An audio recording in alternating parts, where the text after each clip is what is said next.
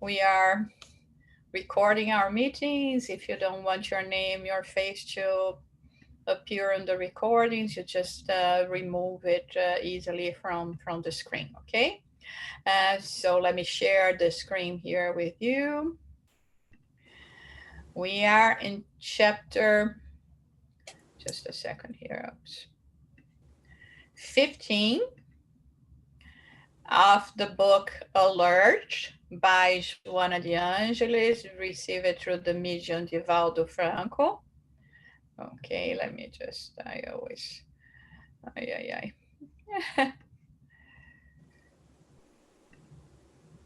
Okay,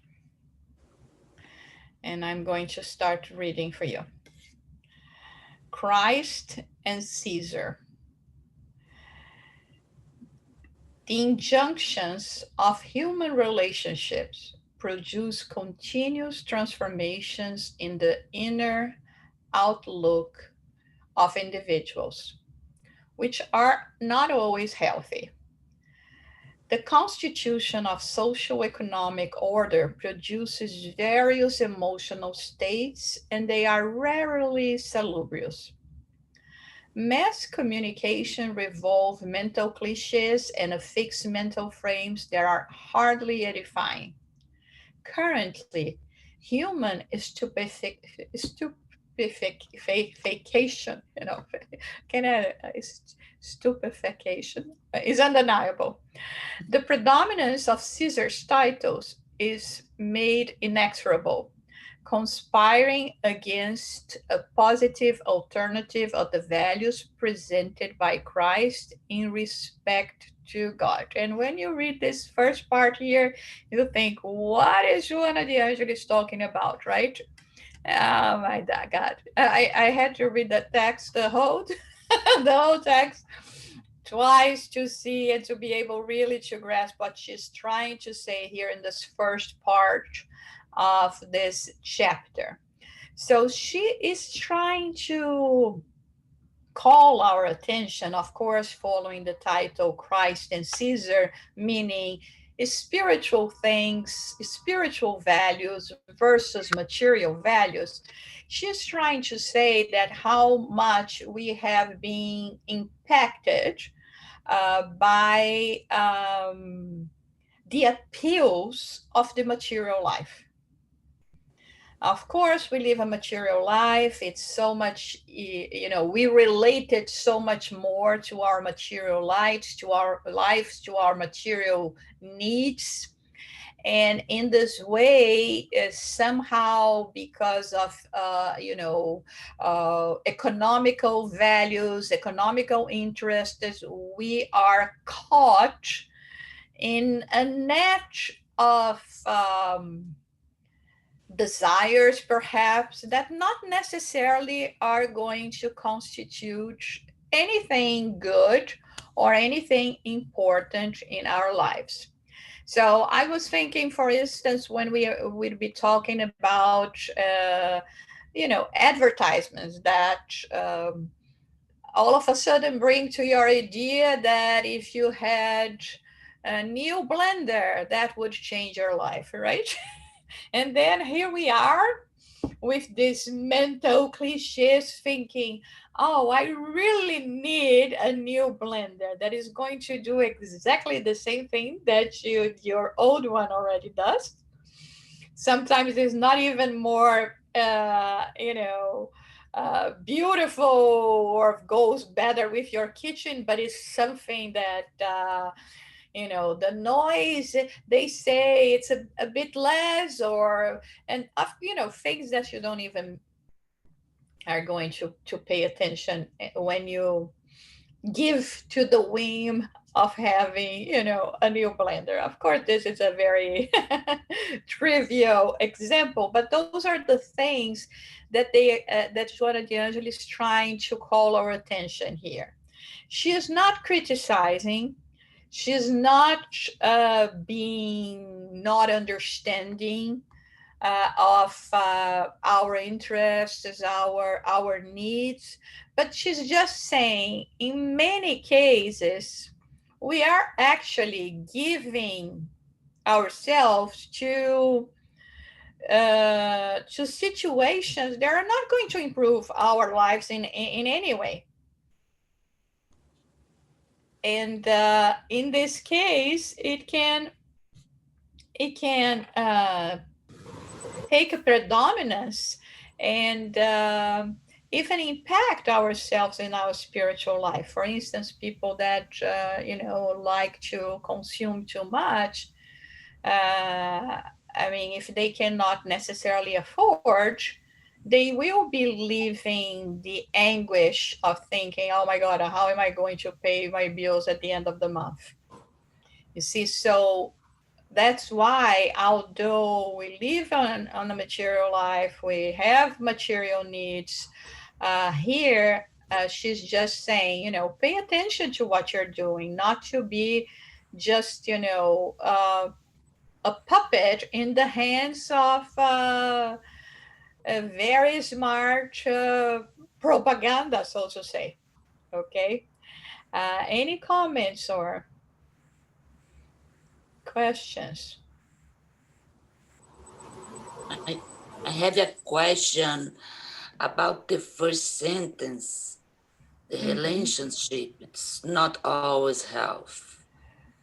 And because many times we know that person is so different than us, but we need, for my understanding, we need to tolerate that person.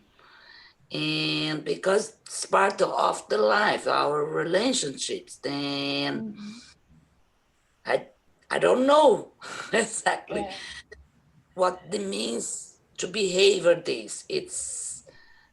It's not exactly to cut this relationship, but not allow them to contaminate ourselves. Is this right? Yeah, I mean, here she's not talking about, relationships per se, but the relation that we have with other human beings. Okay, she's not going into the aspect of, important relationships or close relationships. Okay, so, I see my friend has a new purse and I say, "Oh my God, I would like to have this purse as well." So this is the human relation she's talking. It's not necessarily, the relationships. Okay, and so in this sense is or like, oh, now I got a new job, and then because of that I need to dress differently because I need to fit. You see, those are the not necessarily healthy human relations that she's talking about.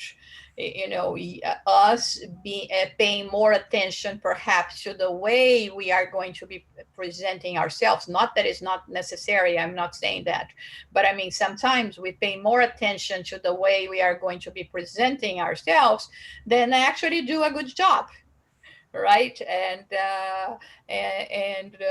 or things like that. So this is more in the field of what in this particular passage or a paragraph she's talking about.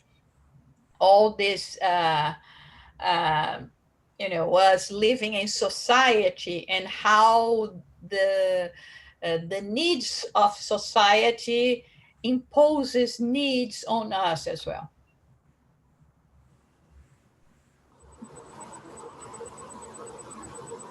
Any more comments or yeah. Okay, let's read another one. At every moment, companions of enriching work desert, permuting the simplicity that gives peace for the trappings that hinder their progress. Emotionally at first, and then physically distancing themselves. Disinterest towards the renewing faith grows in many honest and well intentioned disciples of Spiritism. They become overwhelmed by the toxic vapors of the negative psychosphere in which they are forced to navigate in the hustle and bustle of the day to day. So now she's saying, let's analyze how something that may be considered very common, very ordinary in the day-to-day lives of human beings can actually impact your spiritual progress. It impacts your spiritual progress at the moment where giving so much more importance to the affairs of the today and now and material life, we completely forget, we become oblivious to the needs of um, our spirit, our immortal spirit. So in this case is when we come sometimes to situations where for not necessarily important reasons, we think that we have to put a halt in our spiritual pursuit. Oh, I've been working too much. I cannot even turn on the computer now and participate in a virtual spiritist gathering, right? Before I mean, and we see that happening. At the beginning, people were coming and coming and coming, and now they are really spreading out and not necessarily participating that much. So here she says that first we will start emotionally detaching because of all those analyses that we do, and then it's when we stop doing, not necessarily just going to the center. Let's say that you had a habit of dedicating 30 minutes of your day to prayers or to an uplifting reading, something like that. Now life is too busy. I cannot give 30 minutes of my day to do that. And of course, the more we get into this new habit of not doing it, the more difficult it is for us to return to that same, things that we were doing before. And it's interesting because she says here, many honest and well-intentioned disciples of Spiritism are doing that. You see, and the thing is always that the question we have to answer to ourselves with honesty, you know, because we try to say no, that was I mean, make excuses, right? Not to commit, and then when we see we become each time more vulnerable, even to what she's saying here, the negative psychosphere. um, Many times, especially the times that we are living today, can this negative psychosphere can impact us emotionally and spiritual a lot, in terms of losing hope, of only looking at the negativity that is happening around, and then we give up Christ and stay with the illusions, the gains, and the losses of the material world alone. Again, we As we never. Yeah, go ahead, Philip. as we are now in an environment that separates us from other people, we have many things on our mind. And for instance, staying at home for long periods of time when you're used to being able to leave at will puts pressure on you. And the things you do normally become more difficult and become more pressing on you because you're more anxious to get things done. Even though you have more time, you now have to wait because dealing with other people through the phone means you have to get to them when they're available. And many businesses have cut their hours. So now you have to spend more time waiting, and that increases your anxiety. Exactly. Exactly. I mean, those are really odd times. I mean, even not thinking about everything that we are going through now, we can relate and understand here this lesson from Joanna de Angelis. But if we put it on today, I mean, on everything that we are going through, uh, at the same time that it makes us think, you know what, like, in terms of the how much we look around and we see that we don't need that many things to live, right? On the other hand, we have so many other different worries, and we are living a very difficult situation in terms of economic situation, political situation, and this can be a distraction for us to pursue the spiritual values as well. One thing doesn't eliminate the other. We just have to be disciplined to plan well our days, which not necessarily is what we are doing, right? And but the thing is, we still do not understand how important it is for us to have this spiritual balance. It's almost more important than breathing, I would say, because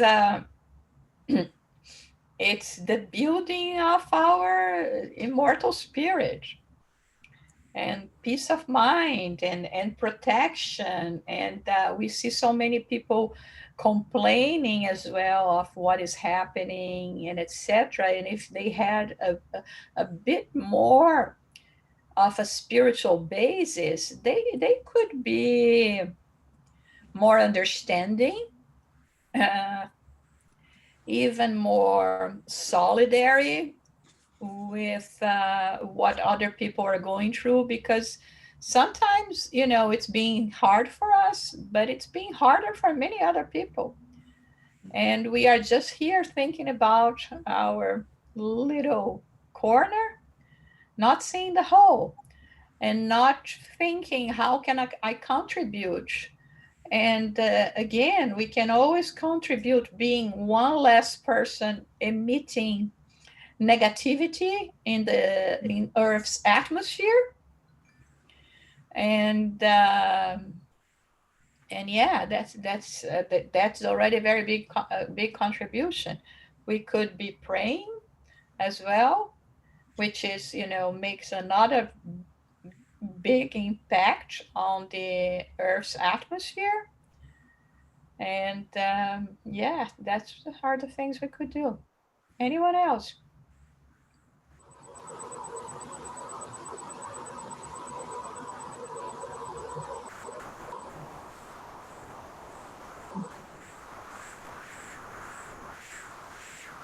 Okay, that's it. Yeah. Does she take into account the evil forces in our lives? Goodness has its opposite.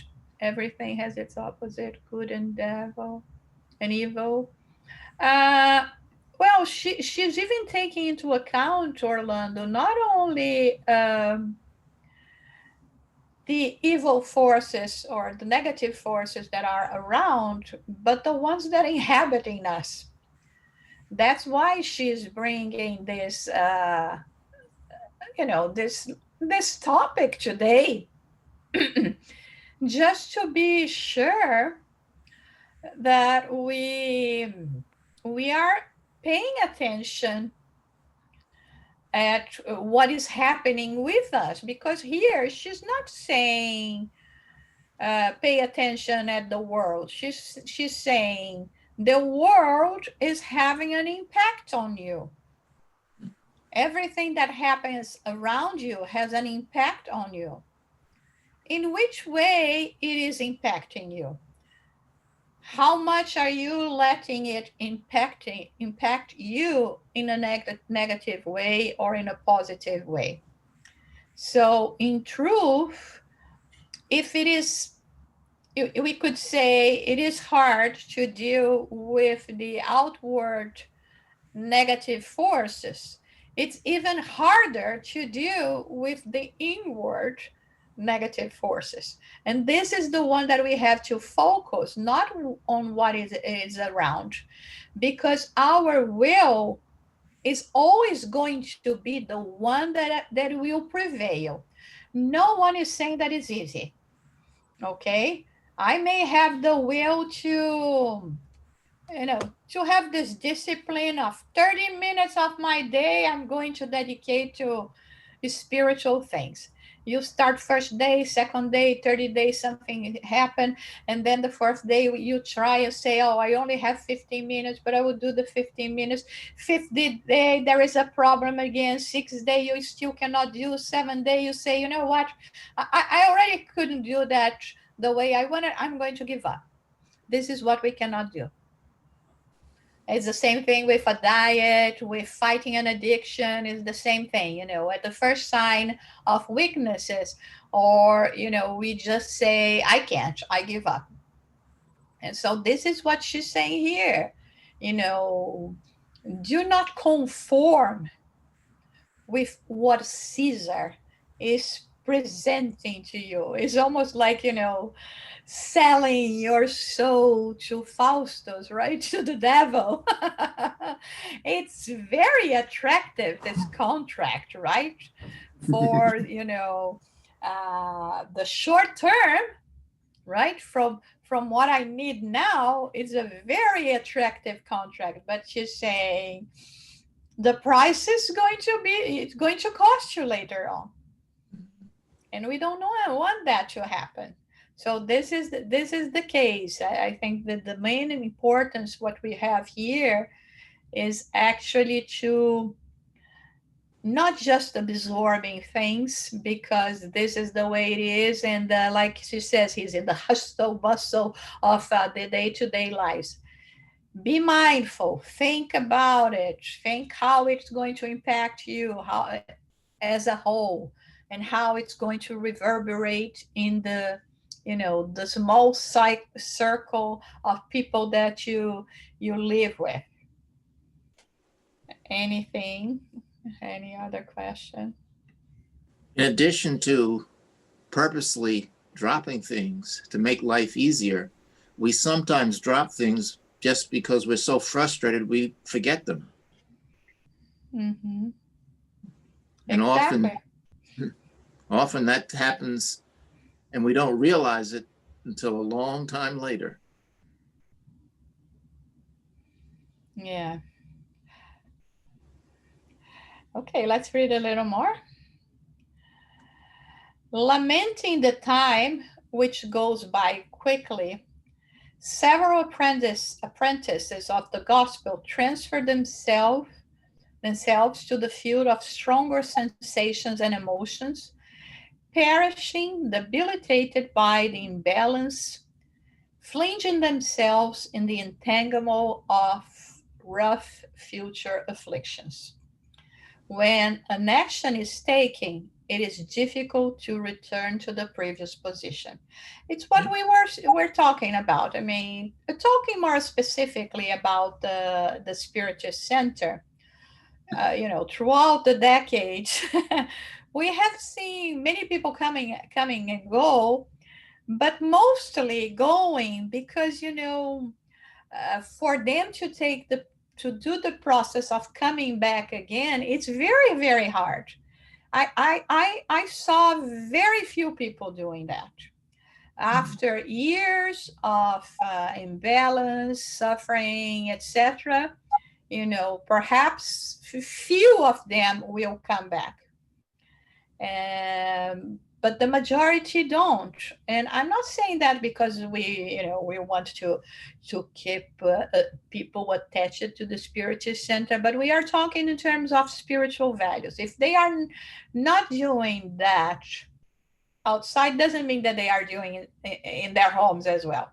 Doing, at least doing the practice of, having a once a week prayer moment, like we recommend the Gospels at home, God at home.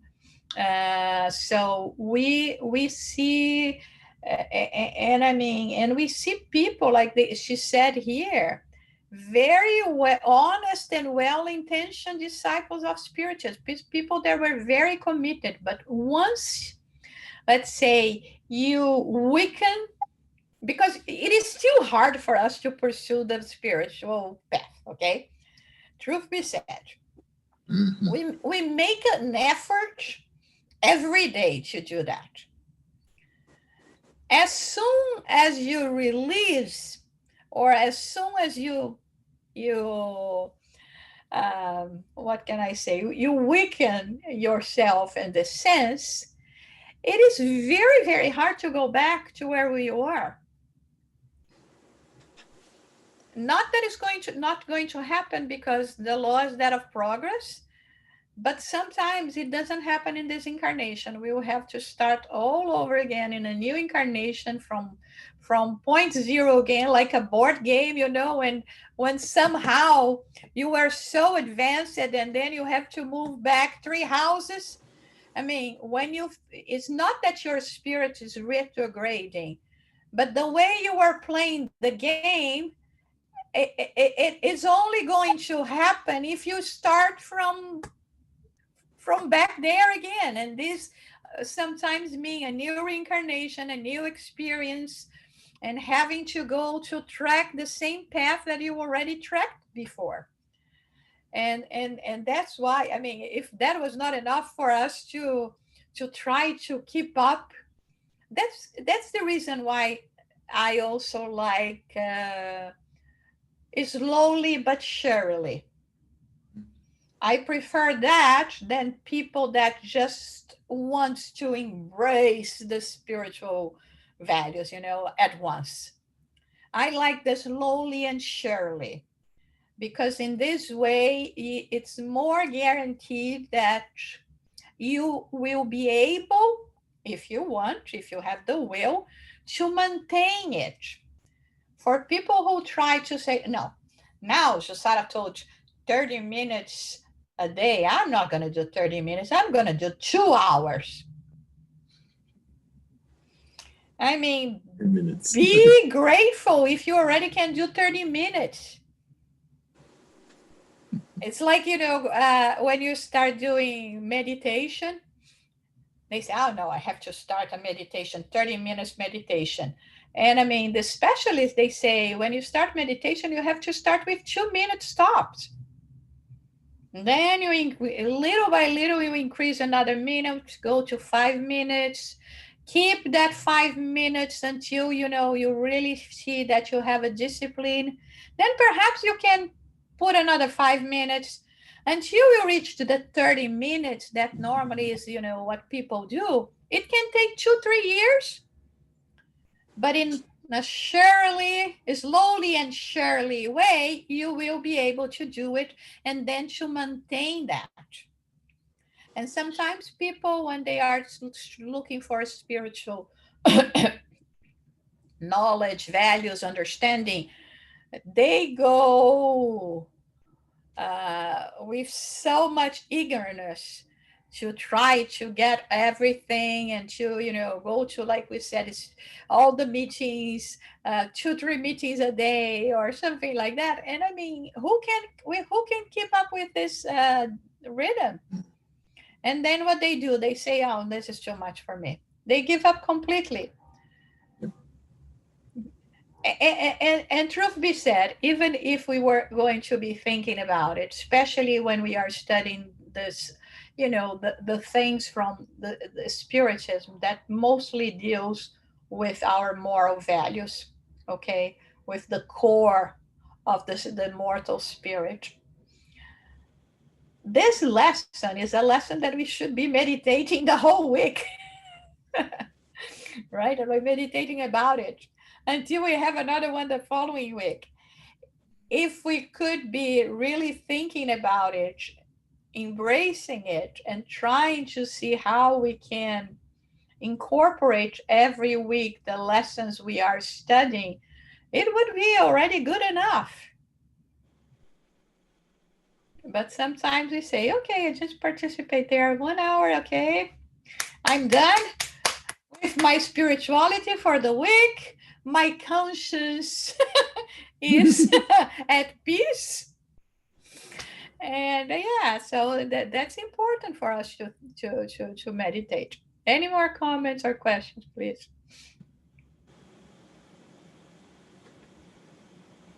Okay, so we go to the last paragraph.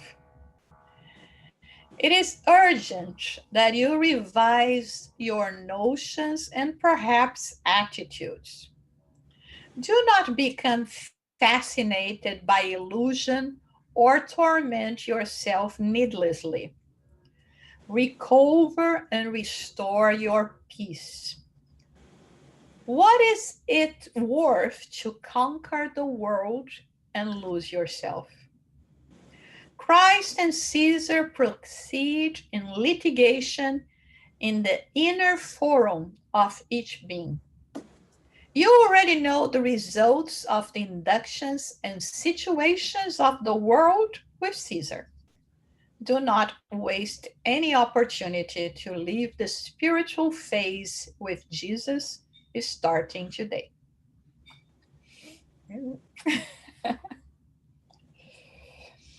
So it's she's presenting here a solution. Remember, it's always the way she shows it. Here is the topic. Let us develop a little bit on how we can work with that situation. And here is the conclusion. Here is how you do it. So, how we do it? Revise our notions. And of course, when we revise our it will implicate in changing of attitudes. And I mean, we all will be going through that. Only if we were perfect spirits, we would not be in need of perhaps changing our attitudes. Becoming fascinated with illusion, with things that is going to torment us. Why? So there is a way for us to recover and restore our peace. And then it's interesting that she says we already know what Caesar can offer us. Do we want to know and to really feel as we could and should what Jesus, of Jesus in this case, meaning the spiritual path, has to offer us? We can start it today. Why? Because it's our free will. Uh, you see, again, baby steps.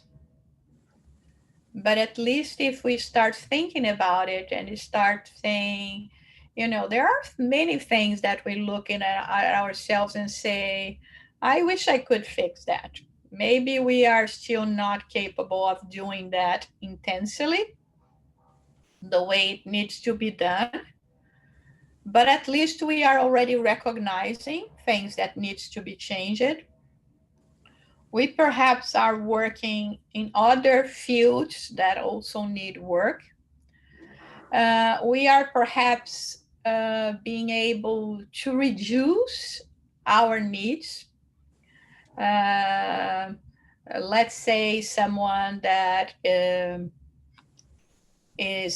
drinks and is considered that is drinking too much. Maybe this person will say, I'll not be able to completely stop drinking, but I can take control. I will only drink now during the weekends, and instead of having, I don't know, 4 glasses of wine, I'm just going to have 2. It is progress already. You see? Again, it will require discipline. Because if something bad happens, you say, what's the purpose of all that? And returns to your old self and, drinking every day and all so many, drinks and glasses, etc. So those are things that we can somehow um, reduce at least.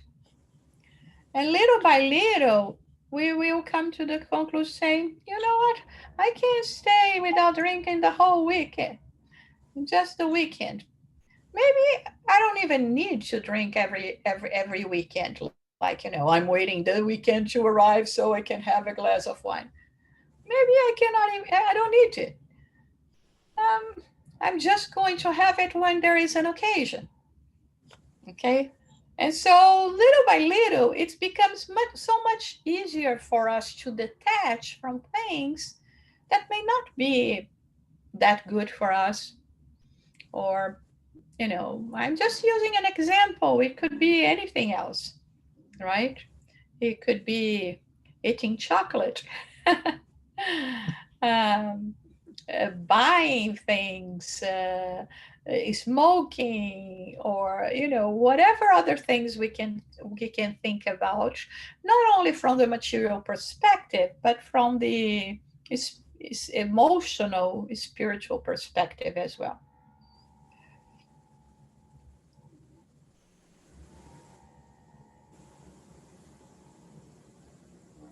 Comments?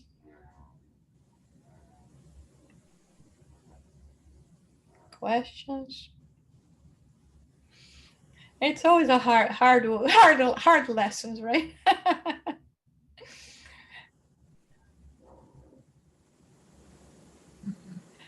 But it's not her intent or ours, to make you feel bad. This is what we can call self-awareness, right? This is what the process of self-awareness means. And each one of us will know what are those things that we need to pay attention to. And start the work. It doesn't mean that we will finish it, especially if it's something that we consider it to be a little bit more alarming, so to say. It's going to be very difficult for us to completely rid ourselves from something that it's so much part of what we are today. But the self-awareness process, this self-control process, will slowly but surely take us there.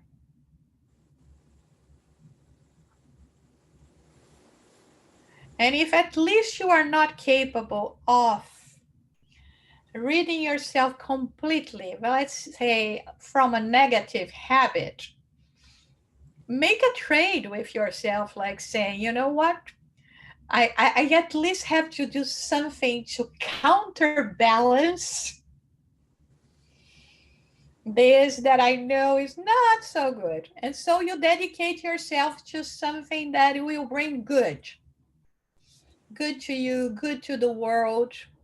You see, at least you will not have your conscience, that guilt, the guilt feeling that normally can be very destructive.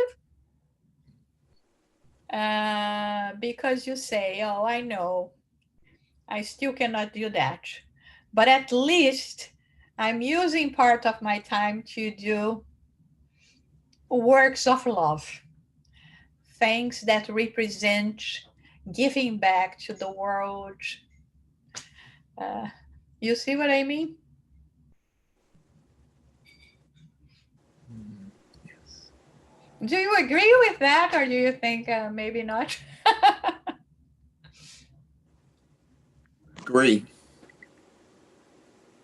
Yeah, I know it's not be easy because Spiritism always calls us to change, to improve, and then it's much easier. You give up, then you start a transformation inside you.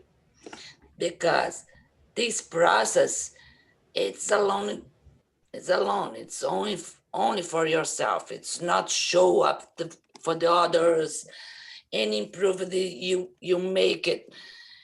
Nobody knows about them. And it's so interesting when she mentioned about Caesar and Christ inside us, because everyone has the both side inside. It's not easy to look inside and see, yes, I still have this problem, and then I need to improve. Then that's what spiritism is about. Then the reactions, you are growing and see the results with yourself, by yourself, not for the others. Then that's it. Yeah. Yeah, I think at least for me, I think it does work a little bit. I mean, to bring a little peace of mind, um, to say, okay, I'm exercising self awareness.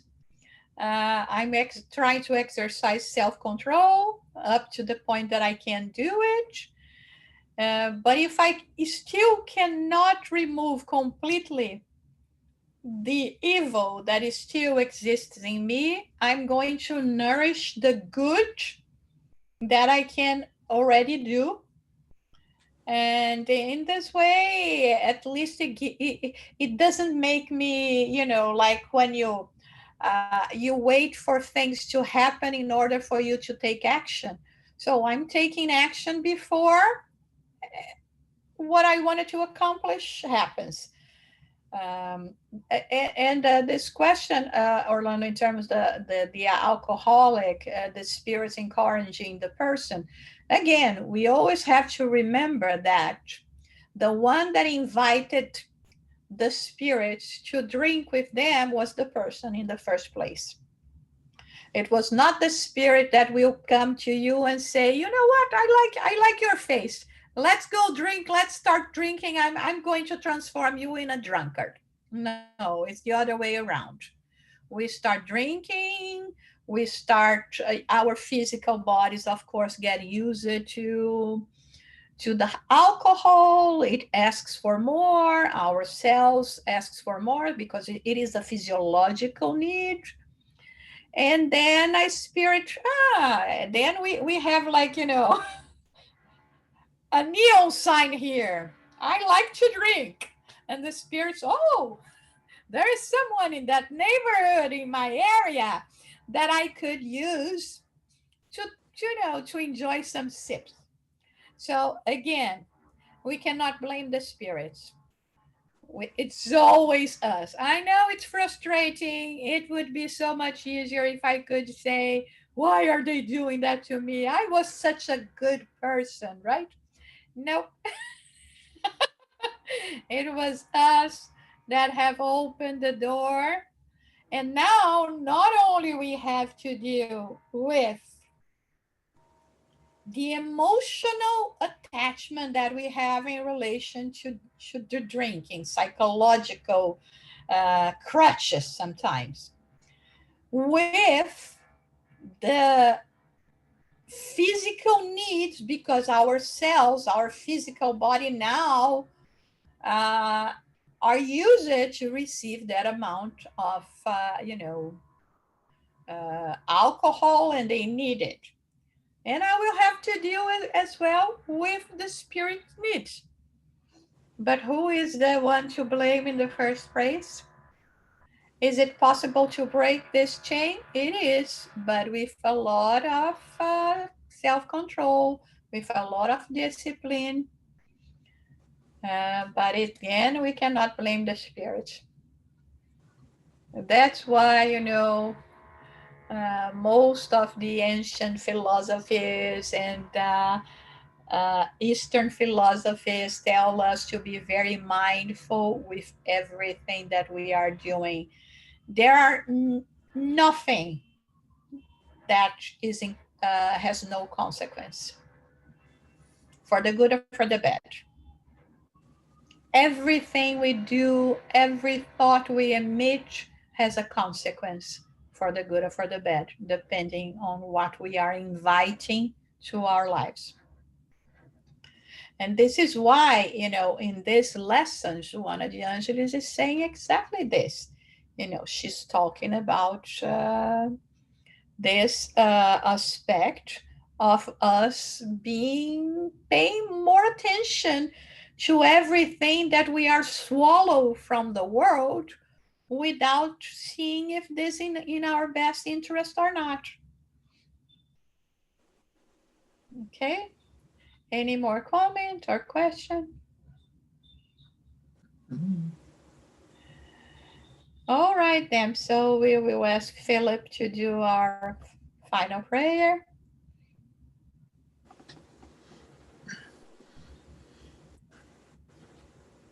As we take this time to give thanks to God, Jesus, the guiding spirits, and those on earth who also attempt to guide us in the right direction, let us remember the lessons of today.